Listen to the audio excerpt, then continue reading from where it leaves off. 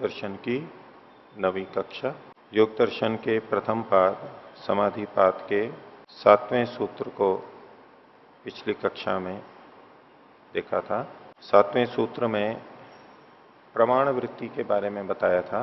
5 वृत्तियों में से पहली वृत्ति प्रमाण वृत्ति, और वो 3 प्रकार से प्रत्यक्ष प्रमाण वृत्ति, अनुमान प्रमाण वृत्ति और आगम प्रमाण वृत्ति। इन 3 में से प्रत्यक्ष और अनुमान प्रमाणों की वृत्ति के विषय में व्यास भाष्य में जो लिखा था वो हमने पीछे देखा था। पिछले पाठ में से किन्हीं को कुछ पूछना हो तो पूछ सकते हैं। अजय जी, जो यहाँ पर प्रत्यक्ष की परिभाषा दी गई है, इसमें आत्म मनसो संयोग को फिर लेंगे या सिर्फ इंद्रियों तक सीमित किया है? आत्मा और मन का संयोग भी इसमें रहेगा ही, लेकिन यहाँ कथन नहीं है उसका, क्योंकि यहाँ पर वृत्ति की बात चल रही है। यहाँ प्रसंग किसका है? वृत्ति का। और वृत्ति भी कौन सी? प्रमाण वृत्ति। प्रमाण वृत्ति में प्रत्यक्ष प्रमाण वृत्ति। यहाँ प्रमाण की पूरी प्रक्रिया बताना अपेक्षित नहीं है, थोड़ा बता रहे हैं उसको, लेकिन प्रत्यक्ष प्रमाण वृत्ति यानी चित्त में होगी, तो चित्त को ध्यान में रख करके ये सारा इन्होंने कहा है। तो परिभाषा लिखी, इंद्रिय प्रणालिकाया चित्तस्य बाह्य वस्तु उपरागात तद विषया सामान्य विशेषात्मनो अर्थस्य विशेष अवधारण प्रधान वृत्ति कस्य चित्तस्य वृत्ति। एक ही चीज की परिभाषा को या उसको खोलना अलग अलग ढंग से किया जा सकता है। बाह्य विषयों को ध्यान में रख करके कोई प्रत्यक्ष का लक्षण कर सकता है कि जिसका प्रत्यक्ष होता है उसको ध्यान में रखते हुए। जिस इंद्रिय के माध्यम से होता है उसको ध्यान में रख के कथन करेगा तो थोड़ा अलग ढंग से करेगा, और मन को ध्यान में, चित्त को ध्यान में रख के करेगा तो अलग ढंग से करेगा। जैसे कोई विद्यालय हो, उसका वर्णन अलग अलग ढंग से कर सकते हैं। तो विद्यार्थियों की दृष्टि से विद्यालय की परिभाषा कर सकता है। जहां छात्र विद्या पढ़ते हैं, छात्रों की मुख्यता मान के, और कहीं विद्या की या शिक्षा की प्रमुखता मान के भी विद्यालय की व्याख्या की जा सकती है। जहां शिक्षा पढ़ाई जाती है, विद्या दी जाती है, और प्रधानता इसकी हो गई।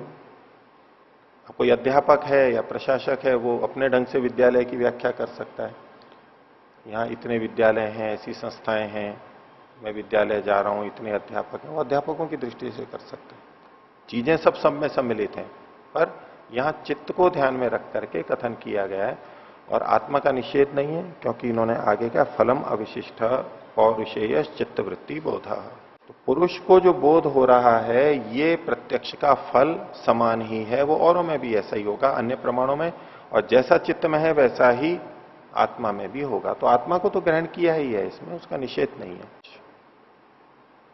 कुछ। ओम। आचार्य जी, अनुमेय अनुमान प्रमाण का जो लक्षण है, अनुमेयस्य तुल्य जातीयेषु अनुवृत्तो भिन्न जातीयेभ्यो व्यावृत्तः संबंधः। तो यहाँ पर तुल्य जातीयता और भिन्न जातीयता इस उदाहरण में कैसे देखा जाएगा? हाँ, तो अनुमान में तुल्य जातीयेषु अनुवृत्तो और भिन्न जातीयेषु व्यावृत्तः, ये जो बात कही, ये इस प्रकार का संबंध। संबंध का मतलब हो गया लिंग लिंगी का संबंध। हेतु यानी साध्य धर्म और साधन धर्म, इन्हीं के बीच में जो हम व्याप्ति के समय देखते हैं उसी चीज को यहां पर देखना है। अब ये समान जातीय कौन सी हो गई? यथा देशांतर प्राप्तिर गतिमत चंद्र तारकम चैत्रवत। अब चैत्र के साथ में चंद्र और तारकों की समान धर्मता है। और समान धर्मता क्या है? जो हेतु धर्म है, वो साध्य धर्म है, ये हमें वहां पर दिखाई देगा। चैत्र में क्या है कि जो जिस में देशांतर प्राप्ति होती है वो गतिमत होता है, गति वाला होता है। ये यहां पर संबंध जोड़ा है। देशांतर प्राप्ति है हेतु और साध्य है गतिमत्ता, ये गतिमान है। तो चंद्र और तारों की भी देशांतर प्राप्ति तो प्रत्यक्ष हो रही है। देशांतर प्राप्ति ये हो गया हेतु धर्म। अब इसके होने से वहां पर गति भी है, तो चैत्र इसके समान धर्म वाला हो गया। जो हम व्याप्ति देख रहे हैं, या तो उदाहरण में हमने जो व्याप्ति देखी वो समान में यानी चंद्र तारक में ये देख रहे हैं, एक बात हो गई। और विंध्य पर्वत हो गया, इसमें देशांतर प्राप्ति नहीं है और गतिमत्ता भी नहीं है वहां पर, ये भिन्न जातीय हो गया। जाति मतलब तो उसके धर्मों की भिन्नता, इस रूप में देखेंगे। वैसी जाति नहीं कह सकते कि मनुष्य जाति है, पशु जाति। इस संदर्भ में जो ये गतिमत्ता बताई जा रही है, तो जितने भी गति वाले हैं वो एक समान जाति वाले हो गए, जो गति वाले नहीं है वो एक समान जाति वाले हो गए इस संदर्भ में।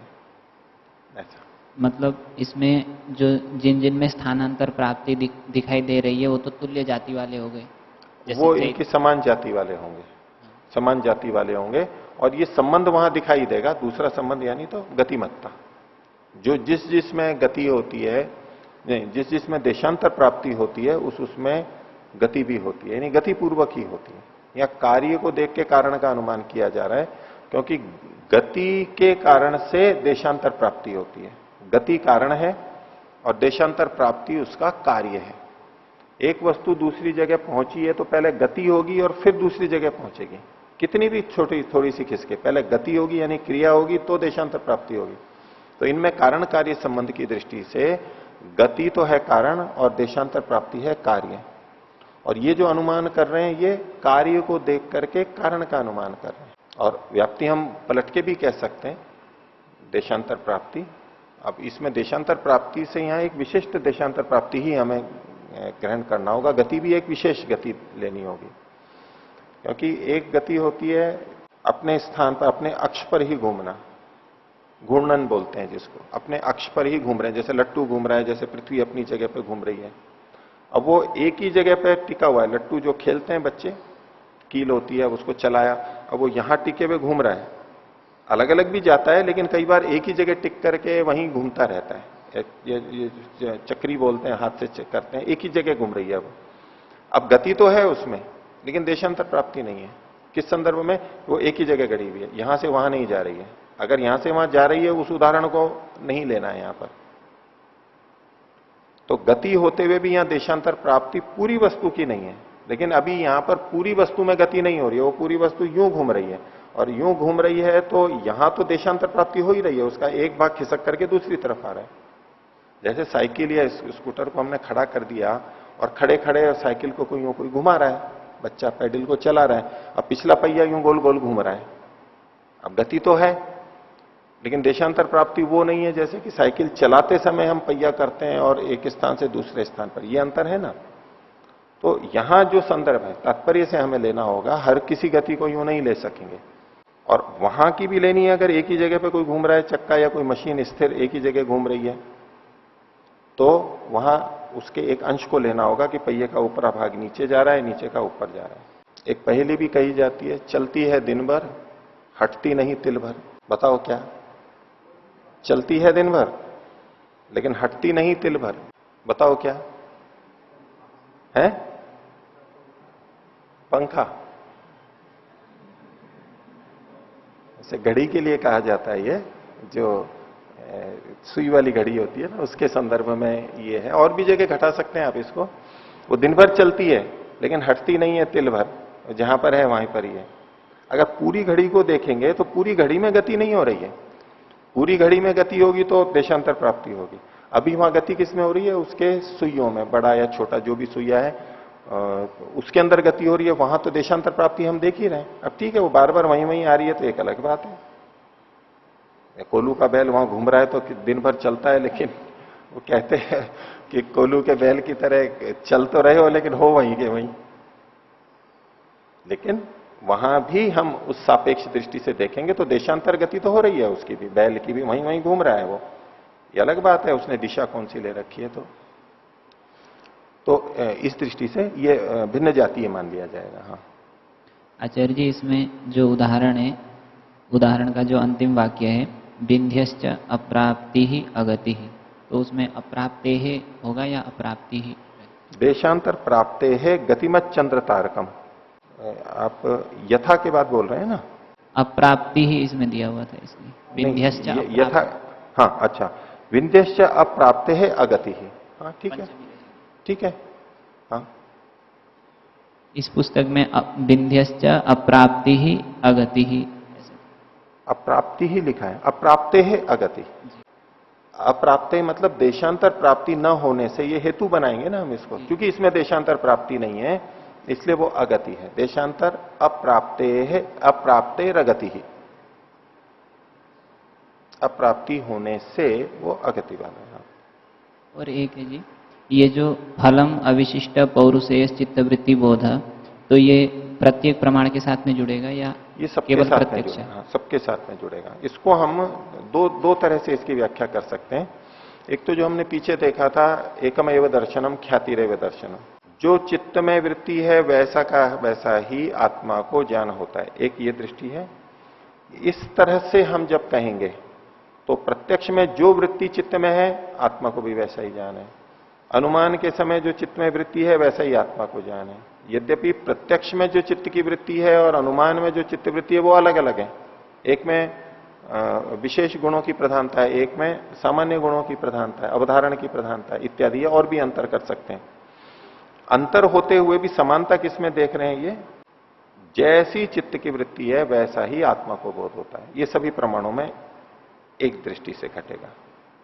ठीक है, इसमें जैसा चित्त में वैसा आत्मा में, इसकी प्रमुखता बताई जा रही है। एक तो इस दृष्टि से इसकी व्याख्या है जो कि मुख्य लगती है, प्रतीत होती है। दूसरा, उसको भी यहां पर घटा सकते हैं कि प्रमाण कोई भी हो, उसका फल क्या है? आत्मा को ज्ञान कराना। आत्मा के लिए ये उपकरण है, आत्मा ही के लिए, आत्मा के होने पर ही ये सारे के सारे प्रमाण हमारे चल रहे हैं।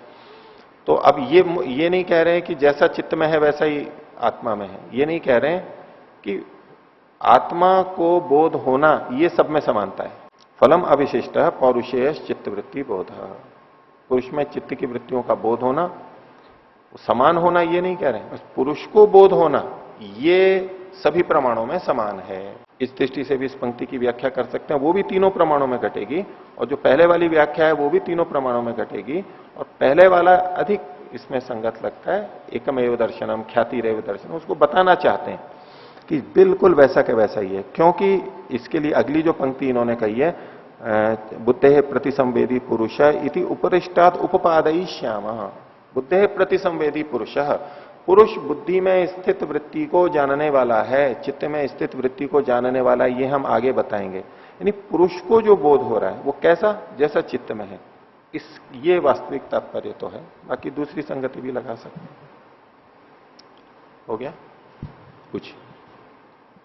आचार्य जी, कल आपने चित्त वृत्ति, बुद्धि वृत्ति और आत्मा वृत्ति के बारे में बताया था। तो आत्मा को तो तीनों ही प्रकार की वृत्तियों में बोध होता है, चित्त वृत्ति का भी, बुद्धि वृत्ति का भी। तो आत्मा वृत्ति अलग से क्या है, ये स्पष्ट नहीं हो पा रहा है। पहले तो चित्त वृत्ति और बुद्धि वृत्ति को मैंने अलग अलग नहीं बताया था, एक ही है वो। यहां चित्त वृत्ति के रूप में कही गई है, मैंने जो दूसरा संदर्भ बताया था वहां बुद्धि वृत्ति शब्द का प्रयोग किया गया, वो चित्त की वृत्ति ही है। तो उस दृष्टि से यहां अनेक जगह पे चित्त मन बुद्धि को पर्याय के रूप में एक के स्थान पर वो प्रयोग किया जाता है।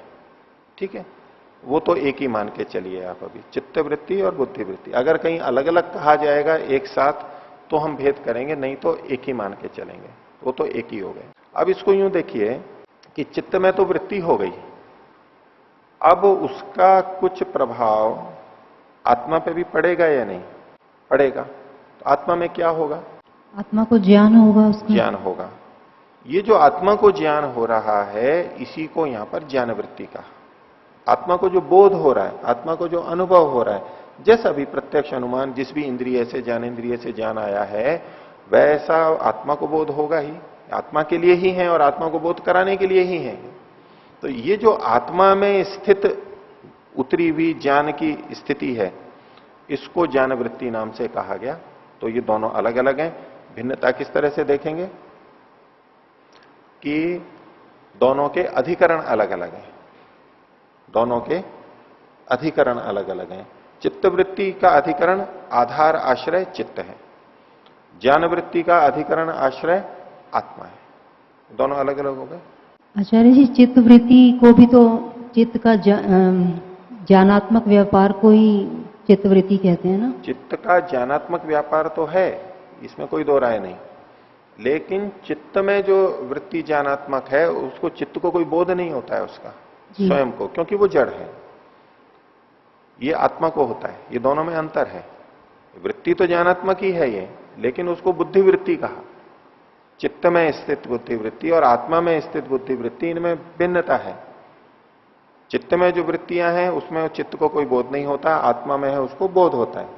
चित्त में जैसी वृत्ति होती है वो आत्मा तक पहुंचाई जाती है, आत्मा तक जो बोध हो गया है वो बस आत्मा तक रह गया, आगे और नहीं जाता है, वो कहीं और पहुंचाने की बात नहीं है। चिदवसानो भोग की दृष्टि से, और न्याय दर्शन में तो भोगो बुद्धि भी शब्द आया ही है वहां पर, बुद्धि शब्द की व्याख्या में भोगो बुद्धि और चिदवसानो भोग, जितना भी भोग है, बाकी और कोई बोध आत्मा तक भोग आत्मा तक पहुंचता क्या है?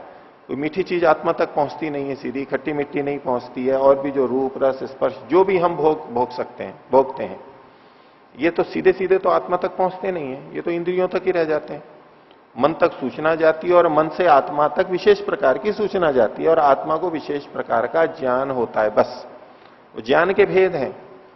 बाहर का रूप आत्मा तक नहीं पहुंचता, बाहर का रस आत्मा तक नहीं पहुंचता, बाहर का स्पर्श आत्मा तक नहीं पहुंचता, स्वयं अपने आप में केवल उसकी संवेदना जाती है और आत्मा को उसका बोध होता है। वो भिन्न भिन्न प्रकार के बोध होते हैं, इससे आत्मा को पता लगता रहता है। अलग अलग अनुभूति होती है, सुख दुख की अनुभूति होती है, अच्छे बुरे की अनुभूति होती है, तीव्रता न्यूनता इत्यादि ये सब चीजें होंगी वहां। लेकिन आत्मा में जो हो रहा है उसको ज्ञान वृत्ति कहा इन्होंने, बोध का।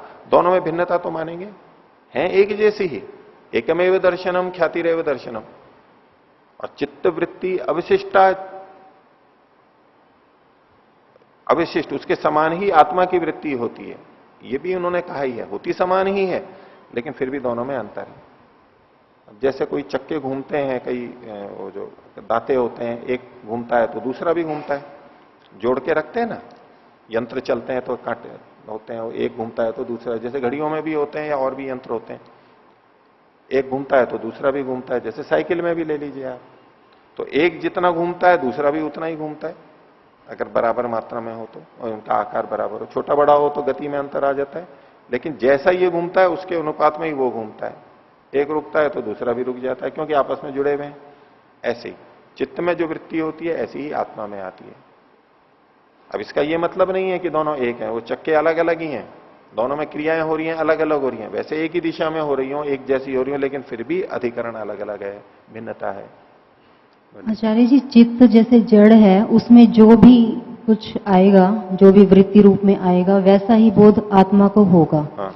तो आत्मा में बिना चित्त के तो कुछ बोध हो ही नहीं सकता। बाह्य बोध, आंतरिक बोध हो सकता है, वो असंप्रज्ञात में जो परमात्मा का ज्ञान होता है वो बिना चित्त के बोध के भी होता है, उसको छोड़ दीजिए, वो एक अलग अपवाद है। बाकी जितना बाहर का हो रहा है वो अगर चित्त में बोध नहीं है, चित्त में वृत्ति नहीं है, तो आत्मा को भी बोध नहीं होगा। तो इसके लिए आत्मा वृत्ति अलग से मानने की कोई आवश्यकता है ना। अधिकरण अलग है, एक अनुभूति रूप है, एक अनुभूति नहीं है, ये दो भेद आपको बता ही रहा हूं। चित्त की वृत्तियां होती हैं, उसके संस्कार पड़ते हैं, आत्मा में जो बोध होता है उसका आत्मा पे संस्कार नहीं पड़ता है। ये अंतर है उनमें, एक ही क्यों है, अलग अलग में है।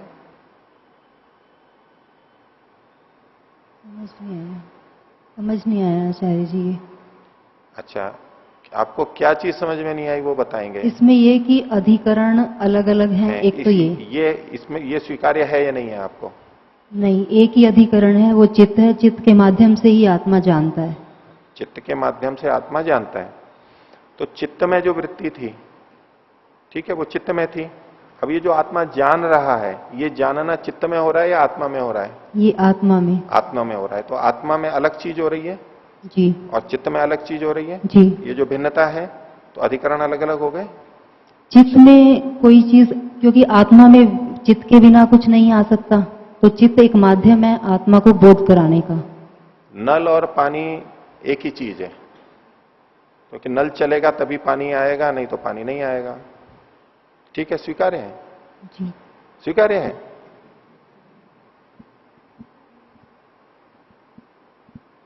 आपने दोबारा से बताना क्या कहा है, सुना नहीं तो ध्यान आप किसी भी चीज से लगा सकते हैं। दूध और पानी एक ही है, क्योंकि अगर पानी नहीं होगा तो दूध नहीं होगा, हाँ या ना? दूध और पानी अलग अलग है, उनमें जो तरलता, मैं जो कह रहा हूं, मेरी बात आपने जिस शैली से कहा उस शैली से मैं आपको बोल रहा हूं कि दूध और पानी एक है, क्योंकि यदि पानी नहीं होगा तो दूध नहीं हो सकता है। क्या कोई दूध ऐसा देखा है आपने जिसमें पानी नहीं हो? लेकिन फिर भी आप स्वीकार नहीं कर रहे हैं ना, नहीं दूध दूध है, पानी पानी है, क्योंकि दूध में पानी के अतिरिक्त चीजें भी हैं। तो अगर कोई ये कहे कि चूंकि पानी दूध में भी है इसलिए दूध पानी ही है, और जो अतिथि सेवा करने में अधिक होते हैं वो इस बात का प्रयोग भी करते हैं, बोले जी कुछ तो लीजिए, नहीं कुछ नहीं लेना है, बोले दूध तो लीजिए, बोले नहीं दूध भी नहीं लेना है, तो पानी ही तो है ये। फलों का रस, बोले ये तो ले ही लीजिए, नहीं ये तो पानी ही है केवल। जो अधिक अतिथि का आतिथ्य होते हैं उसका ध्यान रखते हैं, वो इस भाषा का प्रयोग करते हैं, ये तो पानी है, तरबूज खा लो थोड़ा सा, तरबूज तो पानी है, वैज्ञानिक कहते हैं इसमें 99% या उससे भी अधिक पानी ही पानी है और कुछ नहीं है तरबूज में। तो पानी ही पानी है इसलिए एक ही है। अब आपको जैसे स्वीकार नहीं हुआ ना, क्योंकि आपको भेद दिखाई दे रहा है, ऐसे ही जो मैं भेद बोल रहा हूं उस पर आप दृष्टि डालेंगे तो अलग अलग लगेगा, और यदि आप एक ही चीज देखेंगे तो आपको सब एक ही लगेगी। दुकान की जितनी मिठाइयां हैं, बोले ये भी मिठाई है, ये भी मिठाई है, ये भी मिठाई है, इसमें भी मीठा है, इसमें भी मीठा है, इसमें मीठा है, एक ही है सारे की सारी। वो आपको एकत्व दर्शन हो रहा है इसलिए समान, उसमें भेद दृष्टि लगनी। अगर किसी चीज को समझना है तो भेद दृष्टि लानी पड़ेगी। और भिन्नता क्या है? वो ये है भिन्नता, एक दोनों के अधिकरण अलग अलग हैं। आप बार बार क्या कह रही हैं कि जो चित्त में है वैसा ही तो आत्मा को हो रहा है, तो वैसा ही तो हो रहा है, लेकिन है तो अलग अलग। रंग और कपड़ा अलग अलग होते हैं, और फिर कपड़े को रंग दिया रंग से, फिर बोले बिल्कुल वही रंग है ये, तो कपड़ा भी रंग ही हो गया, ऐसा कह सकते हैं क्या? रंग रंग है, कपड़ा कपड़ा है। दर्पण के सामने आप खड़े हो, कोई भी खड़ा हो, अब चित्र अंदर का कैसा दिखाई दे रहा है? जैसे हमें वैसा ही तो दिख रहा है ना। तो एक ही है या अलग अलग है? एक ही है या अलग अलग है? अलग अलग। अलग अलग है। तीन चीजें हैं, एक तो हम हैं खुद दर्पण के सामने खड़े हैं, एक दर्पण में स्थित चित्र है, और फिर एक हमारे को बोध हो रहा है अंदर। तीन चीजें हुई ना अलग अलग। हमें जो बोध हो रहा है जैसा दर्पण में है वैसा ही हो रहा है या कुछ अलग है? जैसा दर्पण में है वैसा। तो दोनों एक ही हुए ना, या कुछ अंतर होता है? नहीं, फिर भी है तो दोनों अलग ही। अलग अलग हैं। अलग अलग है मतलब अधिकरण अलग अलग है।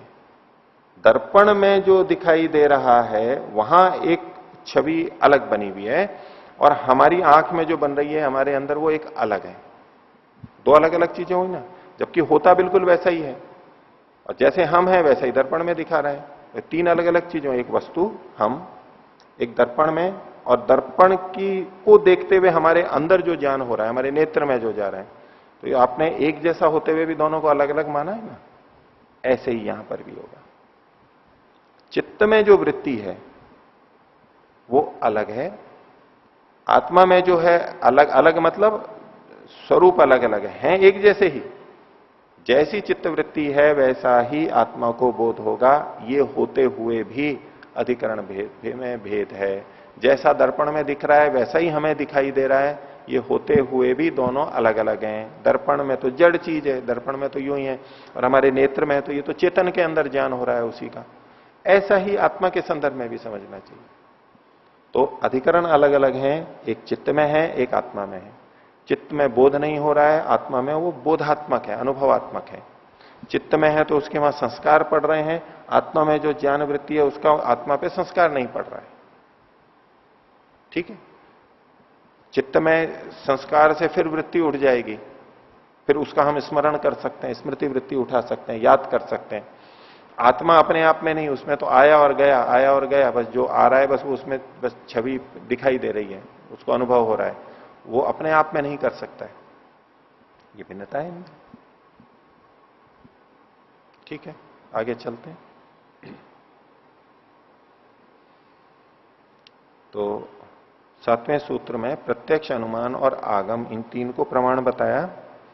तो तीसरा प्रमाण अब आगम। वैसे इसको खोलते हैं। आप्तेन दृष्टो अनुमितो व अर्थः परत्र स्वबोध संक्रांत शब्देन उपदिश्यते। आगम किसे कहते हैं उसको पहले थोड़ा खोल रहे हैं, उसकी प्रक्रिया को बता रहे हैं। तो कहा आप्तेन, आप्त के द्वारा। आप्त कहते हैं जैसे प्राप्त होता है, प्राप्त में प्र और आप्त, जिसको प्राप्ति हो गई है ज्ञान की, ज्ञान मिल गया है, उसको आप्त बोलते हैं। उसके आप्त के अपने अपने लक्षण भी हैं कि जो राग द्वेष आदि से रहित होता है, सत्वरस्तम से रज और तम से ऊपर उठ जाता है, ठीक ठीक जानने वाला होता है, लोगों के प्रति हित की भावना रखता है, उनको वो बताना चाहता है, उनके हित के लिए कुछ बताना चाहता है, ये आप्त के लक्षण हुए। हम आप्त लोगों को आदरणीय मानते हैं। एक तो ये है। दूसरा आप्त का मतलब होता है जिसने किसी चीज को प्राप्त किया है, उसका ज्ञान प्राप्त कर लिया है। और वो प्राप्ति भी कहां किन प्रमाणों की है वो आगे व्यास जी स्वयं खोल ही रहे हैं। तो आप्त के द्वारा, ये हम प्रमाण आगम प्रमाण कह रहे हैं, ये इसको आप्तोपदेश भी बोला जाता है। आगम प्रमाण यानी आप्त का उपदेश। तो आप्त के द्वारा, आप्तेन दृष्टो अनुमितो व अर्थ। अर्थ का मतलब है वो वस्तु, विषय, वो चाहे द्रव्य हो, चाहे गुण हो, चाहे कर्म हो, कुछ भी हो, अभाव रूप में हो, कुछ भी हो, लेकिन ज्ञान का जो विषय होता है उसको यहां अर्थ का है। वो अर्थ कैसा होना चाहिए? या तो दृष्ट हो यानी देखा हो, प्रत्यक्ष किया गया हो। दृष्ट का मतलब केवल आंख से देखना नहीं, प्रत्यक्ष का ग्रहण होगा इसका दृष्ट। और अनुमित का मतलब है अनुमान का। पीछे जो दो प्रमाण बताए थे, प्रत्यक्ष और अनुमान, उनको जोड़ा है। आप्त के द्वारा दृष्ट या अनुमित जो अर्थ है, विषय है, वस्तु, द्रव्य, गुण, कर्म, या तो प्रत्यक्ष हुआ हो या उसका अनुमान किया हो। तो प्रत्यक्ष और अनुमान किया है तो उसका ज्ञान हो गया उसको, व्यक्ति को। जो भी बोध हुआ, जैसा जैसा भी प्रत्यक्ष अनुमान हुआ, वैसा वैसा बोध है उसको अभी। तो वो जो अर्थ है, वो वस्तु है, विषय है, परत्र वो दूसरों में, दूसरों के अंदर, अन्य व्यक्तियों में स्वबोध संक्रांत है, अपने बोध को, ज्ञान को संक्रांत करने के लिए, पहुंचाने के लिए, दूसरों में भी वो ही जानकारी पहुंचे, इस उद्देश्य से परत्र स्वबोध संक्रांत है शब्देन उपदिश्यते। वह अर्थ जो है वो कैसे कहा जाएगा? शब्द के द्वारा कहा जाएगा। आप्त के द्वारा जब अपने बोध को दूसरों को बताना होगा, उसका अपना बोध बना है प्रत्यक्ष और अनुमान से। दो ही लिखा है, ध्यान देना, दृष्ट और अनुमित। आगम नहीं लिखा है यहां पर, सुन करके नहीं, दृष्ट और अनुमित, दो ही चीज। दृष्टो अनुमितो व अर्थ, वह अर्थ विषय जब आप्त के द्वारा दूसरों में अपने बोध को बताने के लिए कहा जाता है, तो वो शब्द से कहा जाता है। भाषा का प्रयोग करेगा, जिसकी जो भाषा है, जिन शब्दों में प्रयोग करते हैं, वो वक्ता श्रोता को जो जानते हैं वो अपने अपने हिसाब से बोलते हैं, वो शब्द से कहा जाता है। शब्देन उपदिश्यते। और जब शब्द से कहा गया तो शब्दात तदर्थ विषयावृत्ति श्रोतु आगमः। और सुनने वाले में उस शब्द से, अर्थ से संबंधित एक वृत्ति पैदा होती है। जानने वाले ने जो शब्द बोला, वाक्य बोला, सुनने वाले ने उस शब्द को, वाक्य को सुना, और सुनने के बाद में जिस विषय वो शब्द या वाक्य था उससे संबंधित जो ज्ञान हुआ, अंदर वृत्ति उठी, वो श्रोता का आगम कहलाता है। वक्ता का आगम नहीं कहलाएगा, वो श्रोता का आगम कहलाएगा। श्रोता के लिए वो आगम है। दूसरे के लिए तो प्रत्यक्ष अनुमित है वो चीज, वो प्रत्यक्ष जानता है, अनुमान किया हुआ है। अब वो जब दूसरों के लिए कहता है या लिखता है, संकेत करता है, इससे जो दूसरे को ज्ञान होता है, ये दूसरे को जो ज्ञान होना है, इसको आगम प्रमाण कहते हैं या आगम प्रमाण वृत्ति कहते हैं। श्रोतु आगमः। यहां तक बात हो गई। अब आगे कहते हैं, यस्य अश्रद्धेय अर्थो वक्ता। अब किसी के बोलने पे दूसरे को ज्ञान होता है, इसको हम, दूसरे को जो ज्ञान होता है उसको आगम के नाम से कहा गया। तो क्या कोई भी बोल दे और दूसरे को कुछ भी ज्ञान हो जाए, उसको आगम में ले लेंगे? तो कहते हैं सबका नहीं होगा ये। तो किनका नहीं होगा उसको बता रहे हैं। यस्य अश्रद्धेय अर्थो वक्ता, जिस को बताने वाला वक्ता अश्रद्धेय अर्थ वाला होता है, अज्ञात अर्थ वाला होता है, उसको खुद को नहीं पता है कि ये क्या चीज कैसी है, असत्य उसको ज्ञान है, अश्रद्धेय अर्थ वाला है। और अश्रद्धेय अर्थ वाला क्यों है? क्योंकि न दृष्टानुमित अर्थ, वो दृष्ट और अनुमित अर्थ वाला नहीं है ये जो वक्ता है। दृष्ट यानी देखा, प्रत्यक्ष और अनुमित विषय जिसका नहीं है, ऐसा ये वक्ता है। न तो उसने खुद प्रत्यक्ष किया है और न उसने अनुमान किया है।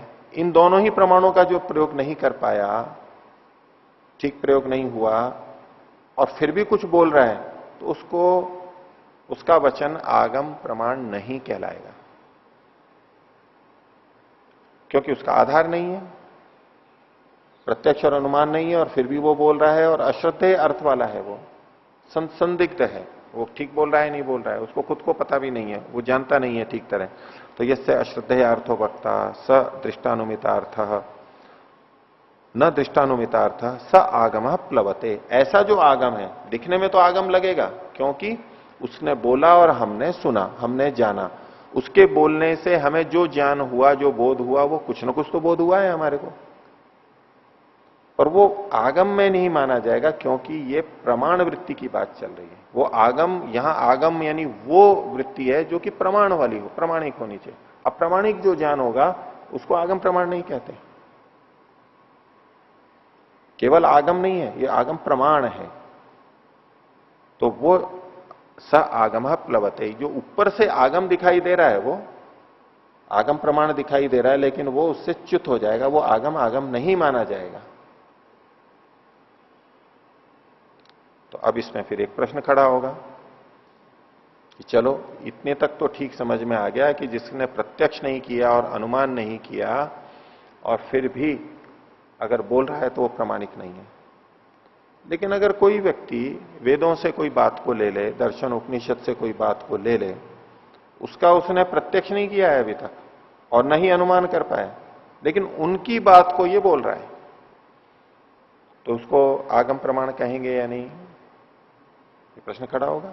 अब तक जो बात कही उसके अनुसार तो आगम प्रमाण नहीं होगा, क्योंकि जो वक्ता है उसका खुद का प्रत्यक्ष और अनुमान नहीं है, तो उसको हम नहीं कह सकते ये आगम है। लेकिन ऐसा भी हमारे साथ बहुत होता है, हम लोग भी बोलते रहते हैं, सुनते भी रहते हैं ऐसे व्यक्तियों से जिनका ना तो प्रत्यक्ष है ना अनुमान है, वो तो शास्त्र की बात को, वेद की बात को बोल रहे होते हैं, वैज्ञानिकों की बात को बोल रहे होते हैं बस। तो इसको, और उससे हमें ज्ञान भी होता है और वो ज्ञान ठीक ठीक भी हो रहा है, तो इसको आगम मानेंगे या ना मानेंगे? पिछली परिभाषा के जो लक्षण दिया उसमें ये दिक्कत आ रही है, यहां इसमें अव्याप्ति हो रही है उसकी, ये छूट रहा है उससे। तो उसके स्पष्टीकरण के लिए अगली पंक्ति कह रहे हैं, यस्य मूल वक्तरी तो दृष्टानुमितार्थे निर्विप्लव स्यात्। मूल वक्ता के दृष्ट अनुमित अर्थ वाला होने पर, होने के विषय में, के संदर्भ में, यह तो सती सप्तमी लेंगे, दृष्टश्च अनुमितश्च अर्थो ये न स दृष्टानुमितार्थ तस्मिन् दृष्टानुमितार्थे वक्तरी। मूल वक्तरी, मूल शब्द यहां पर ध्यान देने की बात है। वक्ता तो दूसरा भी था जिसने प्रत्यक्ष और अनुमान नहीं किया था लेकिन शास्त्र का लेकर के बोल रहा था। अब ये वक्ता तो है लेकिन मूल वक्ता नहीं है। मूल वक्ता का मतलब वो वक्ता जिसने दृष्ट या अनुमित अर्थ को किया हो, वो मूल वक्ता कहला सकता है।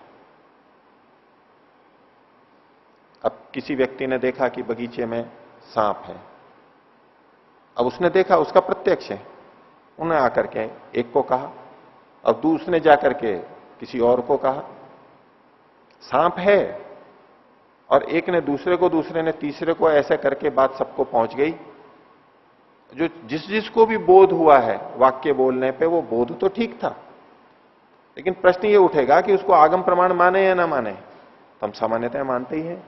फिर इन्होंने एक लक्षण दे दिया कि जिसका प्रत्यक्ष और अनुमित है वो तो ठीक है, और जो जिसका प्रत्यक्ष और अनुमित नहीं, अनुमान नहीं है, ऐसे वक्ता का आगम प्लवते, च्युत हो जाता है। तो जिसने देखा, उसने बोला, उसका तो आगम प्रमाण मान लिया जाएगा। अब जो दूसरा तीसरा आगे आगे आगे बात कर रहा है, उसका ना तो दृष्ट है ना अनुमित है, उसका आगम प्लवित च्युत होगा या नहीं होगा? तो दृष्टानुमित तो नहीं है वो। तो इसलिए इन्होंने कहा कि यस्य मूल वक्तरी तो दृष्टानुमितार्थे, अगर किसी बोलने वाले का, जिसका स्वयं का प्रत्यक्ष अनुमान ना भी हो, लेकिन वो जिस बात को बोल रहा है उसका जो मूल वक्ता है, प्रारंभिक वक्ता है, जिसको प्रथम बार वो ज्ञान हुआ था या जिसने प्रत्यक्ष या अनुमान किया था, वो यदि दृष्ट और अनुमित अर्थ वाला है, मूल वक्ता, तो वो निर्विप्लव स्यात्, ऐसा आगम प्रमाण च्युत नहीं होता, उसको हम स्वीकार करेंगे ही। वैज्ञानिक चंद्रमा पे गए, वहां उन्होंने कुछ देखा करा और आकर के बताया, बता के उन्होंने लेख लिखे, बोला। अब गए तो गिने चुने लोग थे, आकर के उन्होंने औरों को बताया, फिर उसकी उनके अनुसार पुस्तकें लिखी गई, उन पुस्तकों को पढ़ के लाखों अध्यापक विद्यालयों में पढ़ाते हैं उन्हीं बातों को।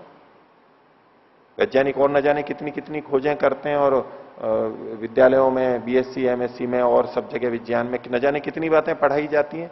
अब पढ़ाने वाले का स्वयं का तो प्रत्यक्ष अनुमान है ही नहीं, और उन पुस्तकों को जिन्होंने लिखा है, जो पाठ्य पुस्तकें हैं, उनका भी प्रत्यक्ष अनुमान नहीं होता बहुत सी चीजों का। लेकिन मूल जो वक्ता, मूल जो वैज्ञानिक हैं, ये कुछ 1, 2, 5, 10 जितने भी मूल हैं, उन्होंने तो देखा है उसको, और उसके अनुसार जो परंपरा चल रही है।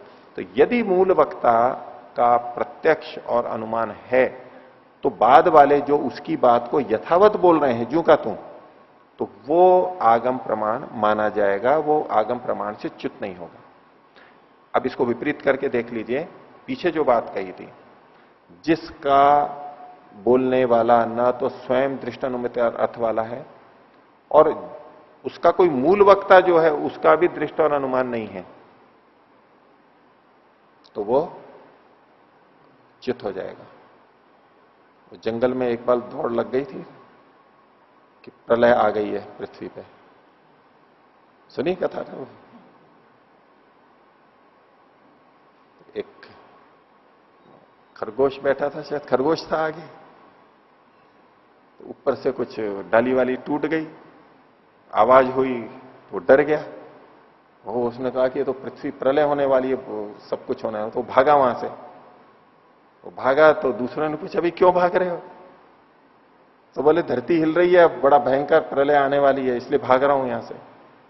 वो भी उसके साथ लग लिया, तीसरा लग लिया, चौथे लगते गए, देखे अभी क्यों भाग रहे हो?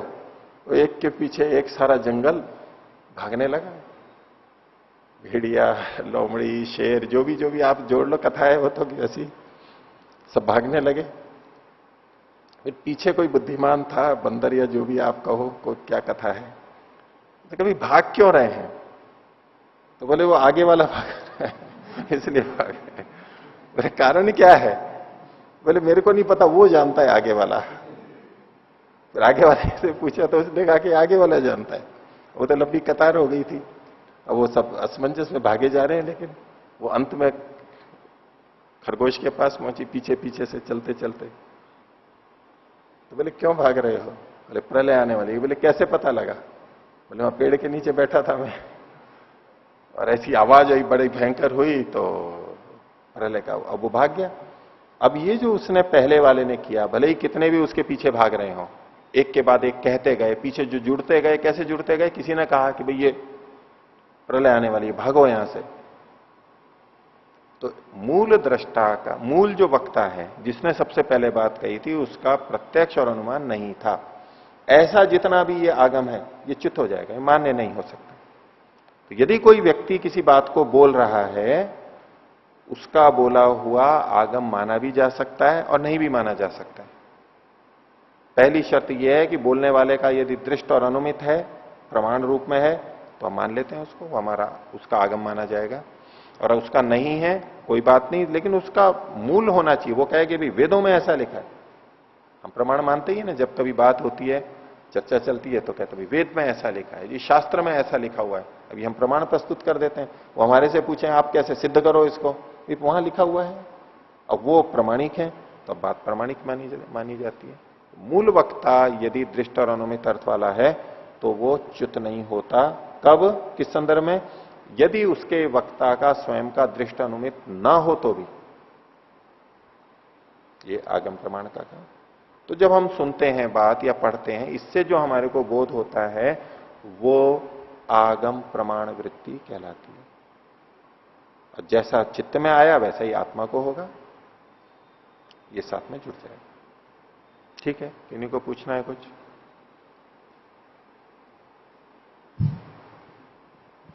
ओम आचार्य जी, इसमें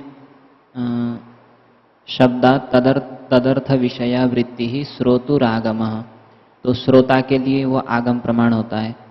तो जैसे हम पुस्तक देख करके पढ़ रहे हैं तो वहां तो हम श्रोता नहीं है, तो उसको क्या कहेंगे? वो भी आगम में ही आएगा। देखो ये तो एक माध्यम अलग हो गया है केवल। और जो शब्द मुख से बोलते हैं यानी ध्वन्यात्मक हैं, श्रोत्रग्राह्य हैं, और अब जो दिखाई दे रहा है ये उन्हीं के लिए हमने लिपिबद्ध अक्षर, संकेताक्षर कर लिए हैं।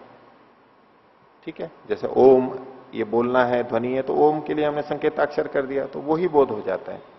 तो वास्तव में तो ये शब्द नहीं है, ये जो लिखा हुआ होता है इसको हम शब्द बोलते हैं, लेकिन ये वास्तव में शब्द नहीं है। शब्द तो श्रोतेंद्रिय ग्राह्य है, संयोग विभाग से उत्पन्न होता है, वो आकाश देश है, वो उसका मुख्य लक्षण है। ये सब जिन शब्दों को हम बोलते हैं, यानी जिनको हम पुस्तकों में पढ़ते हैं और जगह देखते हैं, छापते हैं, लिखते हैं, करते हैं, ये उसके संकेत हैं केवल, ये वास्तविक शब्द नहीं है। लेकिन उस जैसे हैं उन शब्दों को ये बताने वाले हैं, इसलिए इनको भी हम शब्द ही बोलते हैं व्यवहार में, कि एक शब्द लिखा हुआ है, ये एक शब्द छपा हुआ है, यहां एक शब्द छूट गया है, इत्यादि जो हम बहुत सारा व्यवहार करते हैं, ये गौण व्यवहार है, ये वास्तविक व्यवहार नहीं है।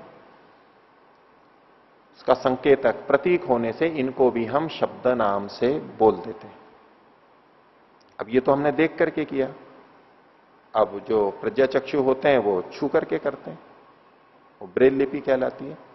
उनकी तो आंखें भी नहीं है लेकिन फिर भी वो करते हैं, वो गड्ढे गड्ढे उभरे हुए रहते हैं, आपने देखे ही होंगे, अधिकतर ने देख रहा होगा, वो छू करके करते हैं। जैसे हम देख के पढ़ते हैं वैसे वो छू के भी पढ़ लेते हैं। वो स्पर्श हो गया, ये रूप से हम देख रहे हैं, अभी हम उस शब्द का ज्ञान रूप से कर रहे हैं, नेत्रों से कर रहे हैं, और वो जो छू के करते हैं वो स्पर्श से कर रहे हैं, स्पर्श इंद्रिय का प्रयोग कर रहे हैं, लेकिन ज्ञान उसी शब्द का हो रहा है। तो श्रोत्र से जो ग्राह्य होता है वो भी शब्द है, और चक्षु से और स्पर्श से भी जो हो जाता है उसके जो प्रतीक रूप में है, चिन्ह है, उनको भी हम इसमें ग्रहण कर सकते हैं, इसमें कोई आपत्ति नहीं।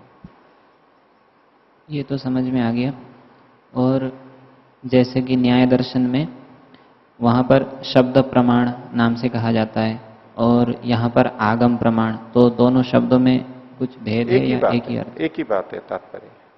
वो शब्द प्रमाण है क्योंकि शब्द के माध्यम से हमें वो बोध होता है, तो शब्द प्रमाण कह दिया। इसमें आगम प्रमाण है, ठीक है, दूसरे से हमारे को प्राप्त होता है, स्वयं हमारा नहीं होता है। तो प्रत्यक्ष हमारा स्वयं का होता है, अनुमान हमारा स्वयं का होता है, वो आया हुआ नहीं होता है ज्ञान, स्वयं हमारा किया हुआ प्रयत्न साध्य होता है। और आगम है उसमें हमारा प्रत्यक्ष अनुमान नहीं है, दूसरे से आया, दूसरे का प्रत्यक्ष और अनुमान है, इसलिए ये आगम रूप में होगा। बोलो।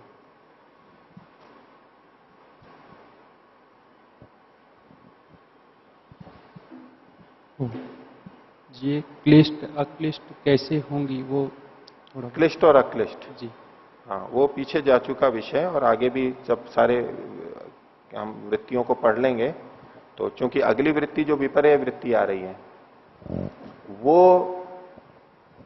क्लेश के अंतर्गत है। आपका प्रश्न क्या था? आपका प्रश्न क्या था? सभी क्लेश माने ये प्रत्यक्ष अनुमान आगम ये कैसे क्लिष्ट होंगे और अक्लिष्ट क्लिष्ट अक्लिष्ट कैसे होंगे, सब पे घटेगा, ठीक है, क्योंकि ये जितनी भी वृत्तियां हैं पांचों, वो क्लिष्ट और अक्लिष्ट दोनों रूप में है, इस रूप में। तो अक्लिष्ट तो इनके रूप ऐसे बन ही सकते हैं, प्रमाण जो है कि आगम प्रमाण से हमने आत्मा परमात्मा की बात जानी, जीवन का लक्ष्य जाना, मुक्ति के बारे में जाना, और सांसारिक भोगों की वास्तविकता हमने जानी, शब्द से सुनी, जानी, और अब हमें कुछ बोध हो गया और हम उस रास्ते पे चल पड़े। अब ये जो आगम से बोध हुआ है ये है अक्लिष्ट, कि हम उस तरफ जा रहे हैं, ठीक है।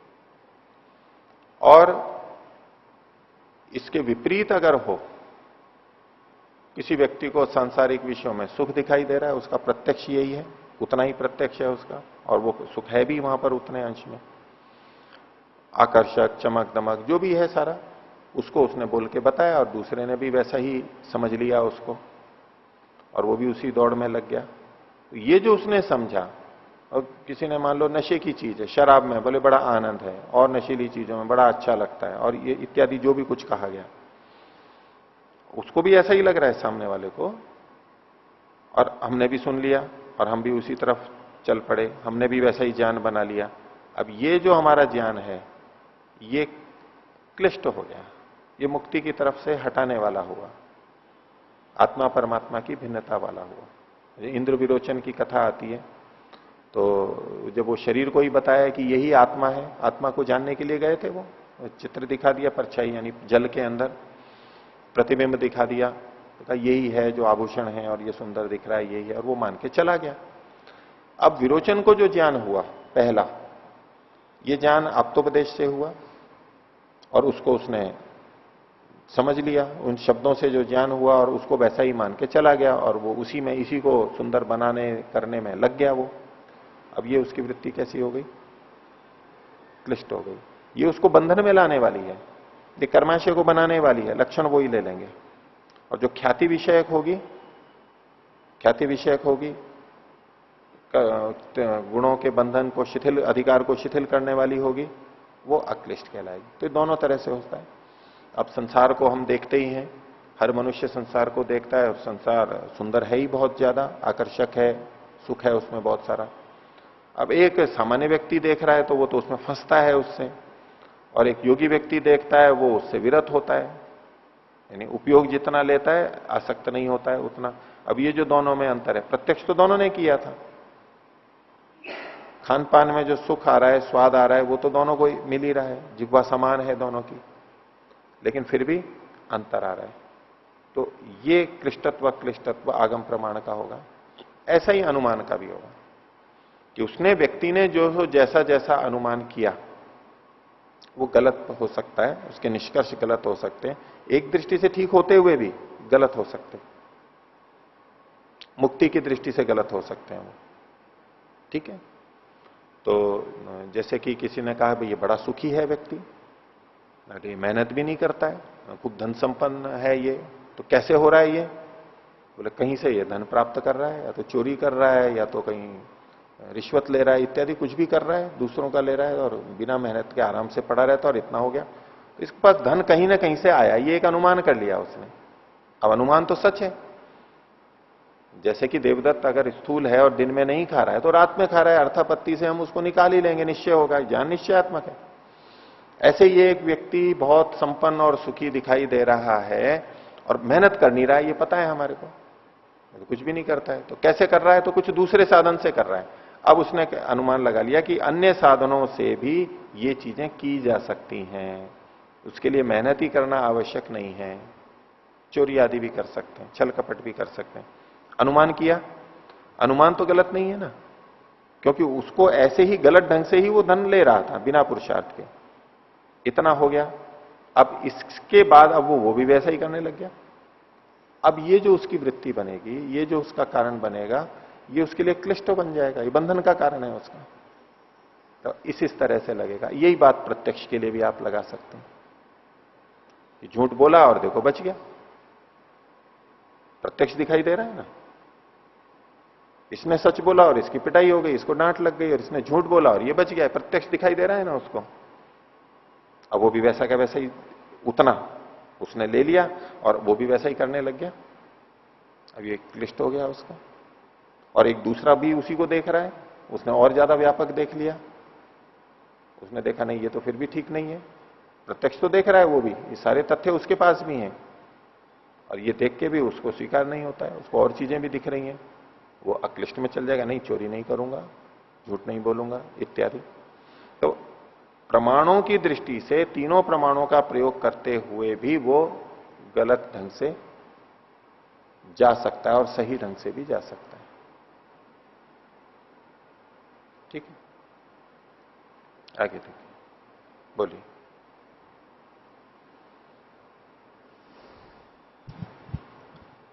उमाचार्य जी, ये जो अनुमान अनुमान प्रमाण दिए हैं, अनुमान, हाँ, उसमें जो विंध्यश्च अप्राप्ते रगति है, हाँ, ये अनुमान मानेंगे या केवल हेतु है?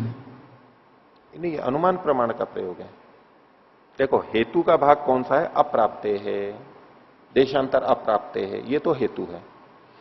और जो निष्कर्ष निकाला है अगति ही विंध्य, ये जो है बिना गति वाला है विंध्य, ये अनुमान का सार निकला। जो अज्ञात था वो जाना है, अगति थी ये पहले से पता है, वो प्रत्यक्ष आदि से पता है कि ये गति नहीं है इसमें, ठीक है। नहीं, अप्राप्ति है, देशांतर अप्राप्ति है, ये हमारे को प्रत्यक्ष से पता है। अब जिसकी अप्राप्ति होती है, देशांतर अप्राप्ति होती है, उसमें गति नहीं होती है। ये जो हम गति नहीं है, ये जो ज्ञान हुआ है, ये अनुमान ज्ञान हुआ। हेतु केवल इसमें इतना सा है, अप्राप्ते है, ये हेतु है, हेतु है, ये इतना सा हेतु है। बोलो बोलो। इसको हम प्रत्यक्ष में नहीं देख सकते हैं? विंध्यश्च अगति ही नहीं, अगति को,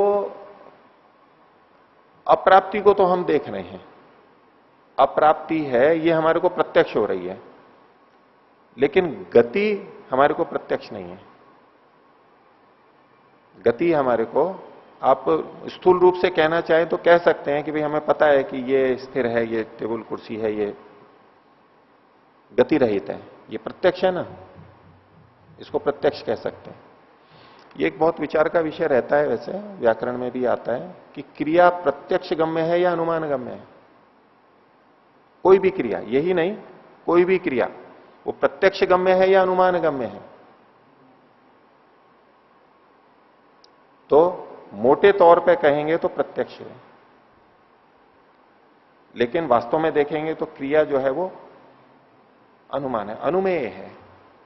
क्योंकि क्रिया का पता कैसे लगा? ये इसमें क्रिया नहीं है, इसका पता कैसे लगा? आप बताइए, इसका उत्तर दीजिए। इसका ये स्थिर नहीं है और रेल गाड़ी या बस चल रही है, इसका कैसे पता लगा आपको? वो क्या कि गति दिख रही है, गति दिख रही है। गति मतलब क्रिया। क्रिया कौन सी इंद्रिय से दिखती है? किस इंद्रिय का विषय है क्रिया? चक्षु इंद्रिय का। हिलना डुलना, तो हिलना डुलना तो देशांतर प्राप्ति ही तो हो गई। हिल गया इधर से इधर और इधर से उधर, ये देशांतर प्राप्ति ही तो है। देशांतर प्राप्ति से क्रिया का अनुमान है। क्रिया का प्रत्यक्ष होता है क्या? बना देखो, प्रत्यक्ष हो रहा है, पंखा चल रहा है। अब एक स्तर पे तो हम ठीक कहेंगे, प्रारंभिक स्थूल रूप से तो कहेंगे कि ये प्रत्यक्ष हो रहा है, लेकिन अगर आप इसकी सूक्ष्मता में जाएंगे तो वास्तव में प्रत्यक्ष नहीं होता है। लेकिन शास्त्रों में दोनों तरह से हमारे को वर्णन मिलते हैं, दोनों तरह देखा जाता है। स्थूल रूप से देखेंगे तो क्रिया प्रत्यक्ष है, लेकिन क्रिया होती है द्रव्य में, और द्रव्य की देशांतर प्राप्ति को देख करके हम क्रिया का अनुमान करते हैं, ये एक दूसरी बात होगी साथ में, ठीक है। तो इसको जो आप कह रहे हो ना, विंध्यश्च अप्राप्ते है अगति ही, तो अब अगति है, इसको हम प्रत्यक्ष कह सकते हैं? ये प्रत्यक्ष नहीं है, ये प्रत्यक्ष नहीं है। अच्छा, इसको आप, मैं थोड़ा दूसरे ढंग से इस बात को रखता हूं, अभी उसमें क्रिया प्रत्यक्ष या प्रत्यक्ष उसको थोड़ा सा छोड़ दीजिए, वैसे रख रहा हूं। एक वस्तु को आपने यहां देखा एक जगह, और कल आपने दूसरी जगह देखा, तो आप पता लगा लेंगे कि इसमें क्रिया हुई या नहीं? पता लग जाएगा आपको। कैसे पता लगेगा? अनुमान से लगेगा ना। क्यों? आप, क्योंकि हमने उसको चलते हुए नहीं देखा है ना। चलने को प्रत्यक्ष भी माने हैं, उस दृष्टि से कह रहा हूं अभी मैं, लेकिन हमने उसको चलते हुए नहीं देखा है। हमने तो उसको पहले यहां रखी थी और वहां रखी थी। बोल मैं यार, लेखनी तो यहां रख करके गया था, अभी यहां कैसे है? पुस्तकें तो मैंने यहां रख रखी थी, ये इधर उधर कैसे हैं? कपड़े तो मैंने ऐसे रखे थे, इधर उधर कैसे हो रहे हैं कपड़े? जब हमें अपने स्वाभाविक जैसा हमने रख रखा है तो हमें लगता है कि कोई घुसा है अंदर, हम एकदम निश्चय कर लेते हैं भाई किसी ने कुछ उलट पुलट की है, कोई घुसा है, नहीं तो ये कपड़े अपने आप तो नहीं जा सकते इधर उधर, ये चीजें इधर उधर बिखर नहीं सकती हैं अपने आप। तो कोई आया है और किसी ने क्रिया की है, उठाया है, इधर उधर किया है, उलट पुलट किया, ये हमें एकदम पता लग जाता है, ये अनुमान है। तो देशांतर प्राप्ति से गति का अनुमान होता है, इतने में तो कोई बात नहीं है, ठीक है। और अगर वो चीज वैसी की वैसी हो, वहीं की वहीं रखी हो, तो कई बार चोर भी चतुर होते हैं ना, बाहर के चोर नहीं, घर के चोर। बाहर के को तो जल्दी है, उसको तो जल्दी से करके चला जाएगा, पता लगे ना लगे। लेकिन जो घर के चोर होते हैं वो क्या करते हैं, जिस चीज को जहां से उठाया बिल्कुल वहीं रखेंगे कि दूसरे को पता ही नहीं लगे कि यहां से खिसकी थी, और उसको जो करना है वो काम कर भी देता है।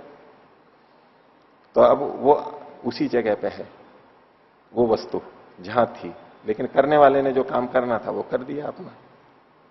अब उसको अप्राप्ति दिख रही है, देशांतर प्राप्ति नहीं दिख रही है, तो उसको क्या अनुमान करेगा, वो अगति ही तो करेगा ना, यहीं पर ही है।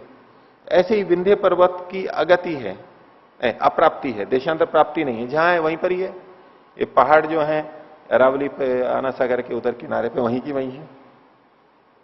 हम क्या सोचते हैं ये भवन भी यहीं पर ही है, वो तो सब चीजें वैसी ही हैं, तो इसका मतलब है इसकी भी अगति है, अप्राप्ति है, इतना अनुमान कर लेते हैं। ये अनुमान से ही पता लगता है। बोलो। जैसे आपने कहे थे कि एक स्थूल रूप से तो हमें लगता है कि वो प्रत्यक्ष है, और मुख्य कह सकते हो, कह सकते हो, हैं। जिस दृष्टि से आप कह रहे थे कि इसको प्रत्यक्ष कह सकते हैं क्या, तो उतने में गति हो रही है नहीं हो रही है, बोले मेरे को प्रत्यक्ष है, ये आप कह सकते हो, मोटे तौर पे भाषा में कह सकते हैं। जैसे एक उदाहरण पे आपने पुस्तक कह दिए थे कि पुस्तक इधर उधर हुआ है, हम देखे नहीं इसलिए हम अनुमान लगाते हैं। पर यदि कोई वस्तु ऐसा है, जैसे गाड़ी है, हम देख रहे हैं कि उसका गति हो रही है, तो उसको हम किस प्रकार देखेंगे कि वो भी अनुमानी है? जो हम चल रही है, हम देख रहे हैं उसको, इसलिए हम प्रत्यक्ष देख रहे हैं कि गति हो रही है, तो उसको अनुमान कैसे कहें, ये पूछ रहे हो ना? स्थूल रूप से तो हमें पता चल रहा है कि वो गति है, उसमें गति हो रही है, तो इसीलिए तो प्रत्यक्ष दिख रहा है वो हमारे को, तो इसको अनुमान कैसे कहेंगे? तो उसको आप प्रत्यक्ष कह लो ना, स्थूल रूप से। वही तो मैं कह रहा हूं, आप उसको प्रत्यक्ष कह लो। भाई मेरे को दिख रहा है कि गाड़ी जा रही है, और आप लोक व्यवहार में जाएंगे और कभी गाड़ी चल रही है नहीं चल रही है, आप कहेंगे अनुमान कर रहा हूं। वो दूसरे लोग आपको मूर्ख समझेंगे। बोले ये तो सीधे सीधे प्रत्यक्ष है, दर्शन पढ़ करके दिमाग फिर गया है इसका। तो मूर्खों के सामने जो स्थूल रूप से बात करते हैं, उनके सामने स्थूल रूप से ही बोला जाता है। उनके सामने आप उच्च स्तर की बात करोगे तो वो आपको मूर्ख समझेंगे। वो चीजें उनके सामने नहीं बोली जाती है। लेकिन आप जब तात्विक चर्चा करोगे तो अलग बात करेंगे। और ये अनुमान में ही कर रहे हैं, ये तो स्पष्ट है ना, ये अनुमान में उदाहरण दे रहे हैं, इसको प्रत्यक्ष में तो नहीं दे रहे ना। भाष्यकार ने भी अंततः तो मेरे को जहां तक ध्यान है उसको अनुमान, क्रिया को अनुमान ही माना है। इस पर चर्चा चली है, आखिर क्रिया है क्या, वो सारी व्याख्या में ये प्रत्यक्ष होती है या अनुमान में होती है, तो इसको भी, और सांख्य दर्शन में भी ये सब बातें आती हैं। तो ये अंततः है तो इसको मानेंगे, अनुमानगम्य ही मानेंगे। पर ठीक है, सामान्य रूप से आप प्रत्यक्ष कह सकते हैं इसको। ठीक है सर, धन्यवाद। तो आज का विषय फिर इतना ही रखते हैं। 7वां सूत्र हुआ प्रत्यक्ष, अनुमान और आगम। इन सबको करते हुए चित्त में वृत्ति उठती है। मुख्य इनको बताना है, चित्त की वृत्ति।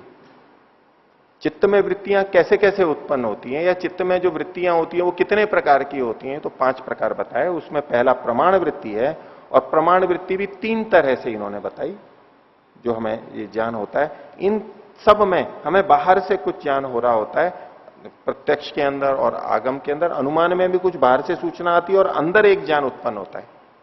अनुमान में जो हमें निर्णय होता है अंदर होता है, वो अंदर होता है। कुछ सूचनाएं बाहर से आती हैं और उसके आधार पर हम पिछले ज्ञान का प्रयोग करते हुए निश्चय कर लेते हैं, और शब्द भी आया तो अंदर कुछ बोध हो गया। ये सारा का सारा जब ठीक ठीक होता है, यथार्थ होता है, उसको हम प्रमाण वृत्ति कहेंगे। अयथार्थ होगा, जो खंडित हो जाता है, बाद में विपरीत सिद्ध होता है, उसको हम आगे अगली वृत्ति, विपर्य वृत्ति आगे देखेंगे।